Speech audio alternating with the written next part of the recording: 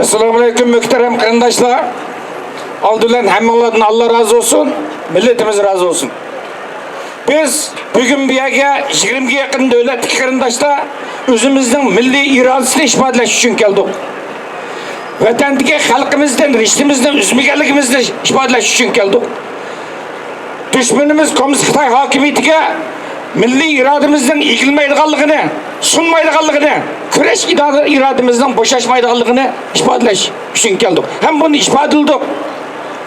Vatan ichida zulm chekayotgan, qon yig'layotgan, Nazi kamplarida azob o'qib chekayotgan milli bo'lgan qarindoshlarimizning yurak sadosini, ovozini aks ettirgili keldik.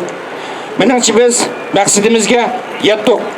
Biz muşu milli irademizni buladiganimizdan, muşu milli g'ayratimizni buladigan, muşu bugünkidek fidokorligimiz buladigan, avvalollah ishonmanki, biz hamon Xitoy mustamlakachilarining qo'lidan vatanimiz Sharq Turkistonda cho'qim qaytarib olamiz.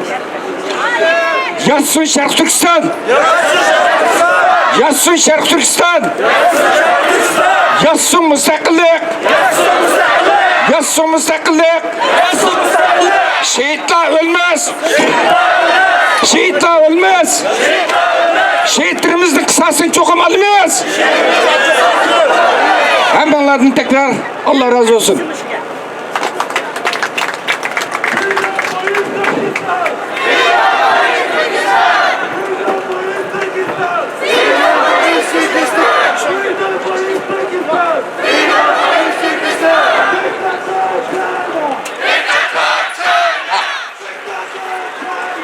Diktatör China,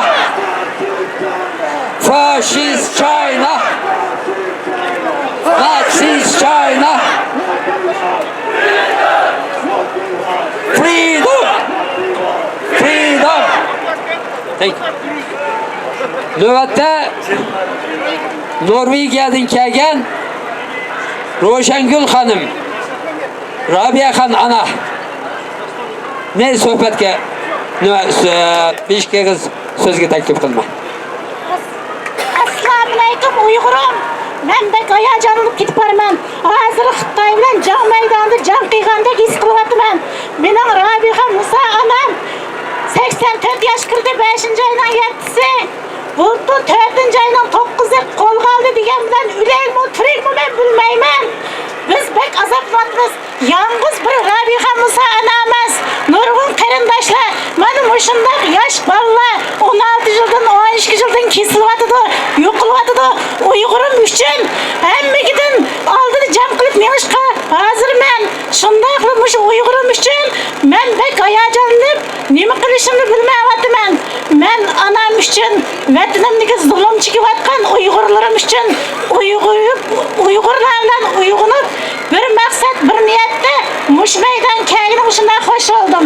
Bugungi mushuni faoliyatni o'rinlashtirgan rahbarlarga hammasiga tashakkurlar aytaman. Alloh razı olsun. Men mushu onamninki Erkin Osiyada xalqaro ovozim tunutinglar. Yalnız men emas, bütün onalar ovozim deganni bütün algan bo'lg'aytinglar. Mana bugun hozir men mushu onamni ovozini tunutyapman. Ana!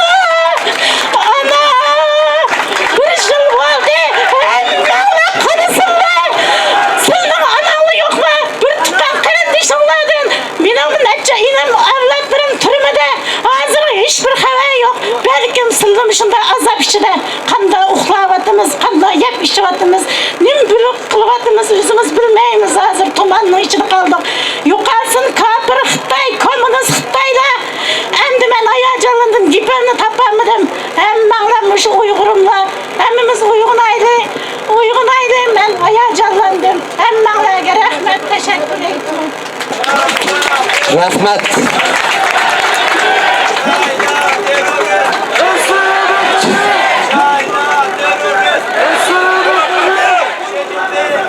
Uygurlarga azatlık.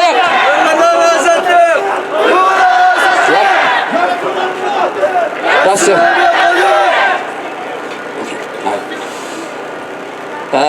Növbette Germaniyadagi Sharq Turkiston birligininki raisi Turg'un Ajim ne sözge teklif kılman.